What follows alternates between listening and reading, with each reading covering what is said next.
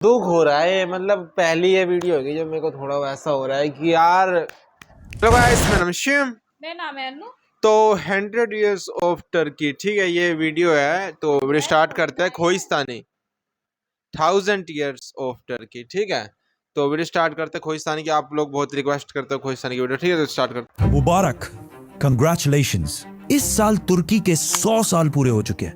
آج سے 100 سال پہلے 1923 میں دنیا کی سب سے بڑی جنگ till that time World War 1 کے بعد ترکی کو آزادی ملی، ترکی اور بولنا آج چاہیے. اسی دن کو ترکی میں بہت زبردست طریقے سے منایا گیا.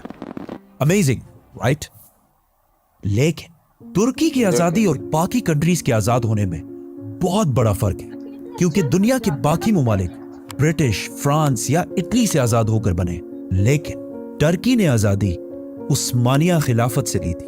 آج سے 100 سال پہلے ٹرکی کے فاؤنڈر مصطفیٰ کمال اتا ترک نے عثمانیہ خلافت کو ختم کر کے آخری خلیفہ کو تخت سے ہٹا دیا، جس کی وجہ سے صرف ترکی نہیں بلکہ پوری دنیا سے ایک ایسا نظام جو پچھلے 1300 سال سے چل رہا تھا ختم ہو گیا. خلافت. سلطان عبد المجید دنیا کے آخری خلیفہ اپنی فیملی کے ساتھ ہمیشہ کے لیے ٹرکی چھوڑ کر چلے گئے.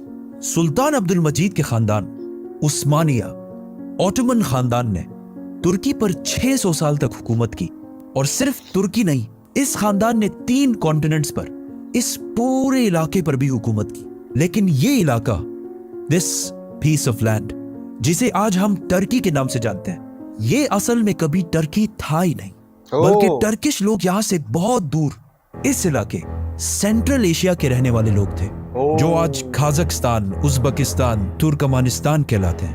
اور اس علاقے جسے ہم ٹرکی کہتے ہیں، یہاں زیادہ تر گریک اور رومنز رہتے تھے. ہسٹری میں کبھی بھی ٹرکش لوگوں کی کوئی امپورٹنس یا حیثیت نہیں تھی، لیکن آج سے 1400 سال پہلے اسلام کے آنے کے بعد ٹرکش لوگوں کی تاریخ بالکل بدل گئی. اصل میں محمد صلی اللہ علیہ وسلم کے بعد سب سے پہلی خلافت راشدہ بہت تیزی سے پھیلتی گئی، اور مسلمانوں نے کچھ ہی عرصے میں رومن اور پرشین امپائر دونوں کو فتح کر لیا. لیکن خلافت راشدہ صرف 30 سال کے بعد ختم ہو گئی، جس کے بعد امیہ خلافت نے پورے مسلمانوں پر حکومت کی اور اس اسلامک امپائر کو کافی حد تک اور بھی بڑھایا. لیکن امیہ خلافت میں ایک مسئلہ یہ تھا کہ ان کی حکومت دنیا کے بہت بڑے حصے پر تھی، لیکن یہ اپنی امپائر میں صرف عربیوں کو سب سے زیادہ امپورٹنس دیتے تھے، جس کی وجہ سے باقی علاقے ان سے اتنا خوش نہیں تھے. اور ایونچولی 90 ایئرز بعد ایک نئے خاندان نے ان سے یہ خلافت چھین لی، اور دنیا میں ایک نئی خلافت شروع ہوئی، عباسی خلافت. عباسی خلافت اور امیہ خلافت میں ایک بہت بڑا ڈفرنس یہ تھا کہ عباسی خلافت صرف عربیوں کو نہیں بلکہ عرب سے باہر رہنے والے باقی مسلمانوں کو بھی اپنی حکومت میں امپورٹنٹ پوزیشنز دینے لگے، جس کی وجہ سے پوری دنیا کے بیسٹ لوگ ان کے کیپٹل بغداد میں جمع ہونا شروع ہوئے، اور یہ سٹی بغداد دنیا کی بیسٹ سٹی بن گئی. عباسی خلافت کے اس ٹائم کو اسلام کا گولڈن ایج سمجھا جاتا ہے.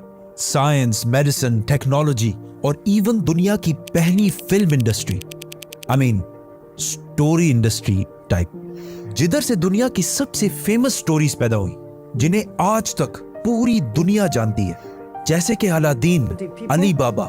They all know about Alibaba. سنباد، جو آج بھی بلینز آف ڈالرز کما رہے ہیں. اس کو ہم پھر ڈسکس کریں گے، تو سبسکرائب. آہستہ آہستہ اسلامک امپائر پھیلتی گئی اور سینٹرل ایشیا تک پہنچی، جہاں پہلی بار ٹرکش قبیلوں نے بھی اسلام قبول کیا. اور جس ٹرکش لیڈر نے سب سے پہلے اسلام قبول کیا اس کا نام تھا سلجوق. اسی سلجوق کی اولاد میں سے ایک بیٹے طغرل نے آگے جا کر اس پورے علاقے کو فتح کر لیا اور یہاں سلجوق امپائر بنائی. لیکن اس سلجوق امپائر کا بادشاہ ہمیشہ سلطان کہلاتا تھا، خلیفہ نہیں. خلیفہ صرف اس عباسی سلطنت کے بادشاہ کو کہا جاتا تھا جو ہمیشہ صرف عربی ہی ہوتا تھا.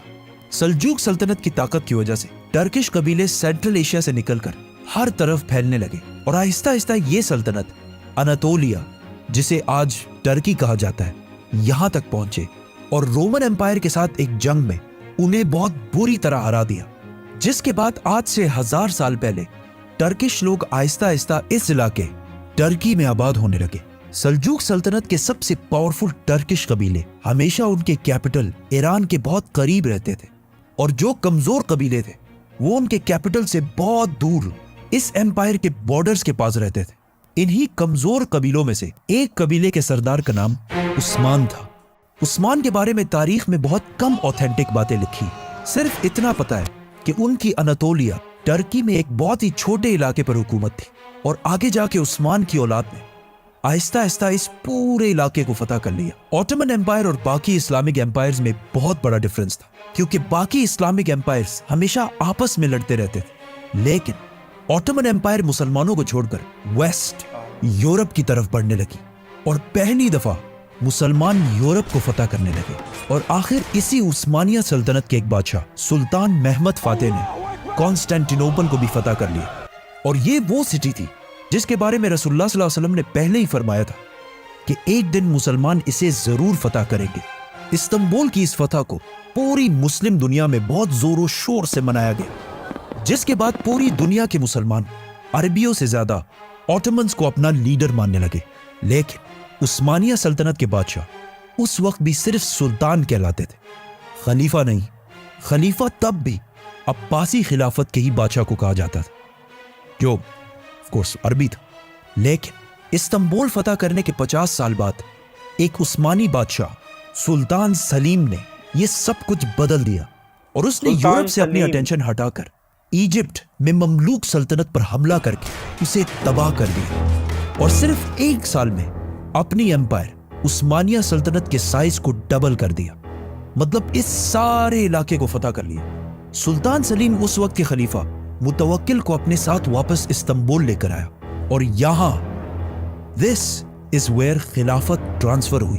अब्बासी खलीफा मुतवक्किल ने अपनी खिलाफत सुल्तान सलीम के हवाले की, और साथ ही रसूलुल्लाह सल्लल्लाहु अलैहि वसल्लम की तलवार और कुछ बाकी चीजें जो आज तक इस्तांबुल में मौजूद है। और इस तरह पहली बार खिलाफत अरबियों से निकलकर एक टर्किश बादशाह के पास आई। इसके बाद उस्मानिया सल्तनत उस्मानिया खिलाफत बन गई। एंड नॉट ओनली दैट, बल्कि दुनिया की सबसे ताकतवर एम्पायर और दुनिया की सबसे बड़ी सुपर पावर, जिसकी ताकत के सामने दुनिया में कोई भी खड़ा नहीं हो सकता था। लेकिन अगर आज से 500 साल पहले मुसलमान दुनिया में इतने ही ताकतवर थे, तो आज इस हालत तक कैसे पहुंचे जहां हर तरफ बस तबाही है। इसका क्रेडिट भी ऑटोमन एम्पायर को जाता है, क्योंकि अब पूरे दुनिया के मुसलमान ऑटोमन्स को इस्लाम का लीडर मानते थे। लीडर जैसे ही उस्मानिया सल्तनत अपनी पीक तक पहुंची, वहां से सब कुछ खराब होने लगा। वो यूरोप जिसकी उस्मानिया खिलाफत के सामने कोई हैसियत नहीं थी, वहां एक बहुत बड़ा चेंज आया। एक आदमी जिसका नाम क्रिस्टोफर कोलंबस था, उसने गलती से इंडिया ढूंढने के चक्कर में अमेरिका को दरियाफ्त किया, जिसकी वजह से यूरोप के पास इस पूरे इलाके की वेल्थ जमा होना शुरू हुई, और Europe Aahista Aahista Ottoman empire से आगे निकलना शुरू हुए। और सिर्फ ये नहीं, बल्कि ऑटोमन एम्पायर के अंदर भी बहुत सारी खराबियां पैदा हुई। आहिस्ता आहिस्ता उस्मानी बादशाह खलीफा अपनी अवाम से बहुत डिफरेंट दिखने लगे। For example Salim the second, जिसे उनके ब्लू आइज और ब्लॉन्ड बाल की वजह से जाना जाता था, और उन्हें सलीम द ब्लॉन्ड भी कहा जाता है। हालांकि इससे पहले टर्किश लोग ऐसे बिल्कुल भी नहीं दिखते थे, और ये ऐसा इसलिए हुआ क्योंकि ऑटोमन बादशाह के लिए जो औरतें सेलेक्ट की जाती थी, उनका ताल्लुक हमेशा यूरोप में यूक्रेन, रोमेनिया, ग्रीस वगैरह से होता था। और ऐसा क्यों होता था? I mean, ये ऐसी लड़कियां थी जिनकी ना कोई तरबियत और ना कोई इस्लामिक वैल्यूज होती थी।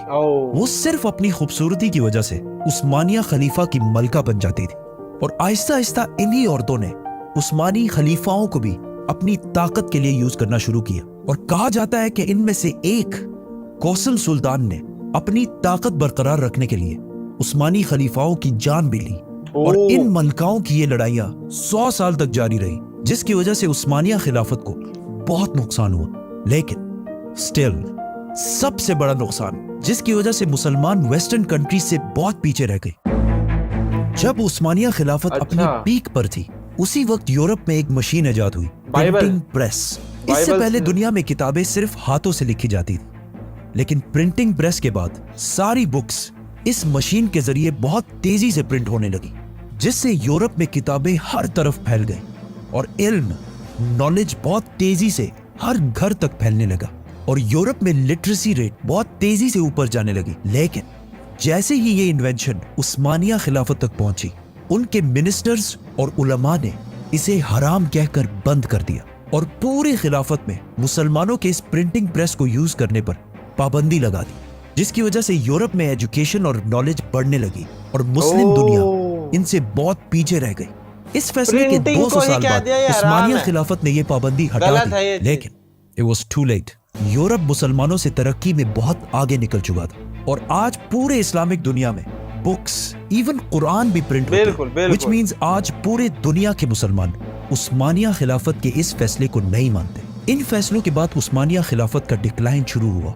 आखिर वर्ल्ड वॉर 1 तक उस्मानिया खिलाफत इस इतने बड़े एम्पायर से सिर्फ इतने इलाके तक रह गई और वर्ल्ड वॉर 1 में इनके एलाय जर्मनी के हारने के बाद उस्मानिया खिलाफत भी टूटने लगी और अरबियों ने भी ब्रिटिश के साथ मिलकर उस्मानिया सल्तनत को तोड़ने की फुल कोशिश की, जिसके बाद आखिर 1923 में मुस्तफा कमाल अतातुर्क ने आखिरी खलीफा को मुल्क से हमेशा के लिए निकाल दिया और अतातुर्क की खिलाफत से इतनी नफरत थी कि खिलाफत खत्म करने के बाद उसने टर्की को बिल्कुल बदलने की कोशिश की और इस्लाम और खिलाफत को टर्की से हमेशा के लिए खत्म करने का प्लान बनाया, जिसमें उसने बहुत ही अजीब किस्म की रिफॉर्म्स की।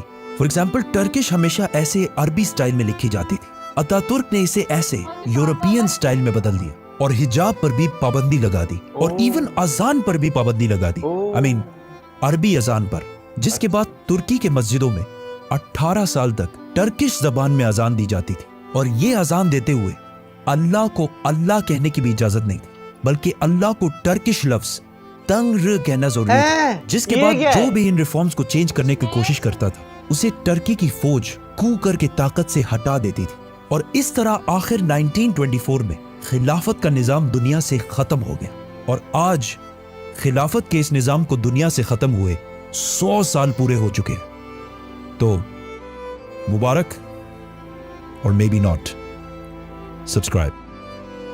ना दुख हो रहा है, मतलब पहली ये वीडियो होगी जो मेरे को थोड़ा वैसा हो रहा है कि यार ये सब कुछ बदल दिया।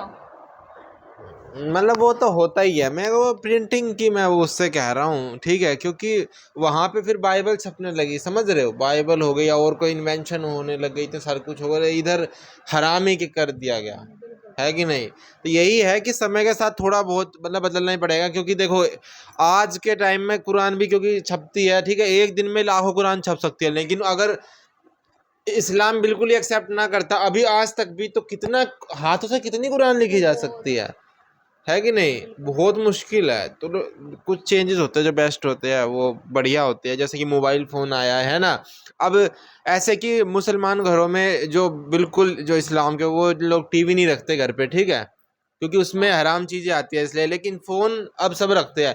वही है कि हमको देखना पड़ेगा कि उसमें हमको देखना क्या है, ठीक है। अब जैसे हम अपने फ़ोन में इस्लामिक वीडियो देख रहे हैं, ठीक है, अब इससे हम कुछ गलत चीज़ें देखें वो देखें तो वो तो हमारे ऊपर है ना। तो ये मेरे को थोड़ा वो लगा कि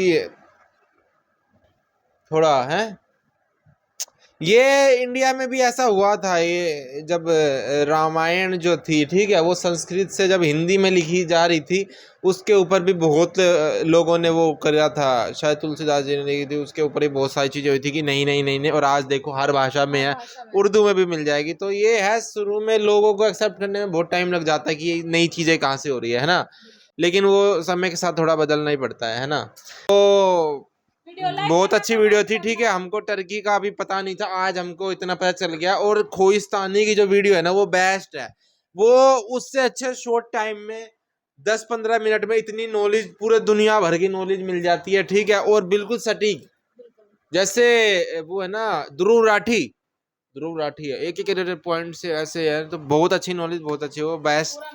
तो मिलते हैं नेक्स्ट वीडियो में, आपको हमारा रिएक्शन कैसे लगा बताना, और प्लीज़ हमको सपोर्ट करो, हमारा बहुत कम व्यू आ रहे हैं, कमेंट करो, लाइक करो, शेयर करो, कुछ भी करो, हमको नहीं पता, हमको बस आप लोगों के सपोर्ट की बहुत ज़रूरत है। तो वीडियो को लाइक कर दो, ठीक है, सब्सक्राइब कर दो, बाय।